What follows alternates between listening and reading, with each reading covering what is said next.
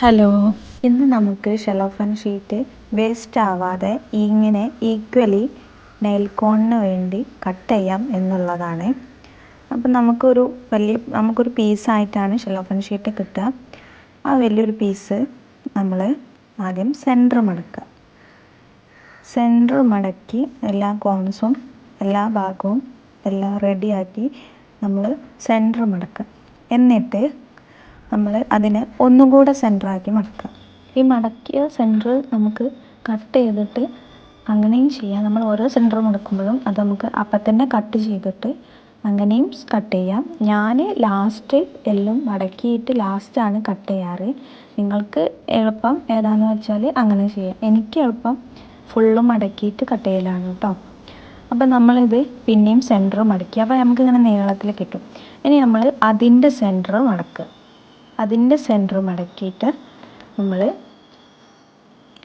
ഈ സെൻറ്റർ മടക്കിയെടുത്ത് നിങ്ങൾ കട്ട് ചെയ്യാം. ഇനി നമുക്ക് ഇതിൻ്റെ സെൻറ്റർ ഒന്നുകൂടി മടക്കുക. എല്ലാ ഭാഗവും റെഡിയാക്കി നമുക്കിതിൻ്റെ സെൻറ്റർ ഒന്നുകൂടെ മടക്കുക.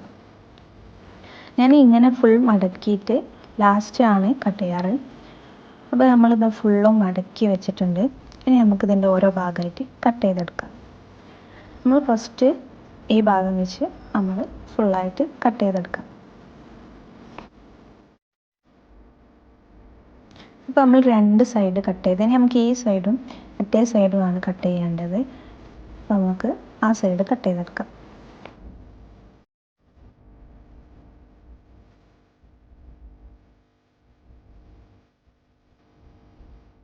ഇനി നമ്മളിത് ഈ ഭാഗം കട്ട് ചെയ്ത് കഴിഞ്ഞിട്ടുണ്ട്. ഇനി നമുക്ക് മറ്റേ സൈഡും അതേപോലെ കട്ട് ചെയ്യാം.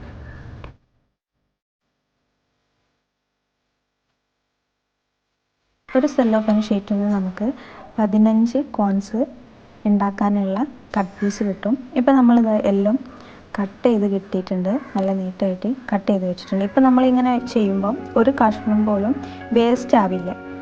നമ്മൾ സെല്ലോഫാൻ ഷീറ്റ് ഫുള്ളായിട്ട് നമുക്ക് ഉപയോഗിച്ച് നമുക്ക് കോൺസ് ഉണ്ടാക്കാൻ പറ്റും. ഇനി നമുക്കിതെങ്ങനെ റോൾ ചെയ്യാൻ നോക്കാം. നമ്മൾ ഒരു പീസ് എടുത്തിട്ട് അതിൻ്റെ നീളം കൂടിയ ഭാഗത്ത് നമ്മളുടെ ഇടത്തെ കൈ വയ്ക്കുക. എന്നിട്ട് നമ്മളിത് ഉള്ളിലോട്ട് വലത്തെ കൈ കൊണ്ട് ഒരു ഭാഗം ഉള്ളിലോട്ട് മടക്കി നമ്മൾ റോൾ ചെയ്യാം. നമ്മൾ ലൂസാക്കി റോൾ ചെയ്തിട്ട് നമ്മൾ ലാസ്റ്റ് ബാക്കി ഒരു പീസ് ബാക്കിയായി നിൽക്കുന്ന സമയത്ത് നമ്മൾ എന്ത് ചെയ്യുക, ഇതിന് മേലോട്ട് വലിക്കുമ്പോൾ ഇതിൻ്റെ നീളം കൂടി വരും. അപ്പോൾ മേലോട്ട് വലിക്കുമ്പോൾ അത് നല്ല ടൈറ്റായിട്ട് ഇതിൻ്റെ വീതി കുറഞ്ഞ് ഇങ്ങനെ വരും. ഞാൻ എൻ്റെ ഈ തള്ളവിരൽ വലിപ്പത്തിലാണ് ആ ഒരു വീതിക്കാണ് ഞാൻ ഈ നെയിൽ കോണിന് ചെയ്യാറുള്ളത് കേട്ടോ. അപ്പോൾ ഒരു നെയിൽ കോണിന് വീതിയിൽ നമുക്കിത് നീളം എല്ലാം കറക്റ്റായിട്ട് കിട്ടിയിട്ടുണ്ട്. ഇനി നമുക്ക് ഈ എൻഡിൽ ഒരു സെല്ലോ ടാപ്പ് വെച്ച് ഒട്ടിച്ചു കൊടുക്കാം. നമ്മൾ കോണ് റോൾ ചെയ്യുമ്പം ഈ ഒരു സെല്ലോ ടാപ്പ് തന്നെ നമുക്ക് ധാരാളമാണ് കേട്ടോ. ഈ ഒന്ന് തന്നെ ഒട്ടിച്ചു കൊടുത്താൽ മതി. കോൺ നല്ല നീറ്റായിട്ട് നിൽക്കും. അപ്പോൾ നമ്മളുടെ നെയിൽ കോണിൻ്റെ റെഡി ആയിട്ടുണ്ട്.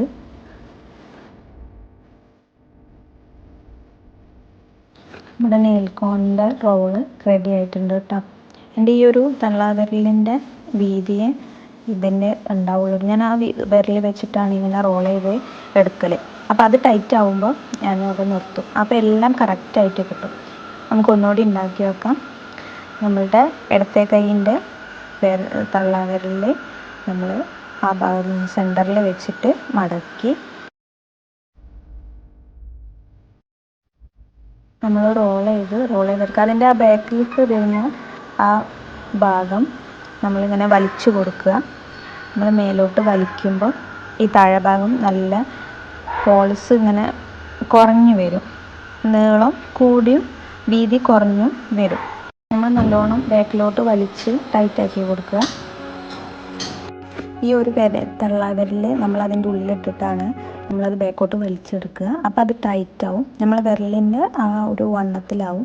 അപ്പോൾ നമ്മളത് അവിടെ നിർത്തിയിട്ട് ഒരു സെല്ലോ ടാപ്പ് ഒട്ടിച്ച് കൊടുക്കുക. ഇത്രയേ ഉള്ളൂ കേട്ടോ. വളരെ സിമ്പിളായിട്ട് നമുക്ക് റോൾസ് ചെയ്തെടുക്കാൻ പറ്റും കേട്ടോ.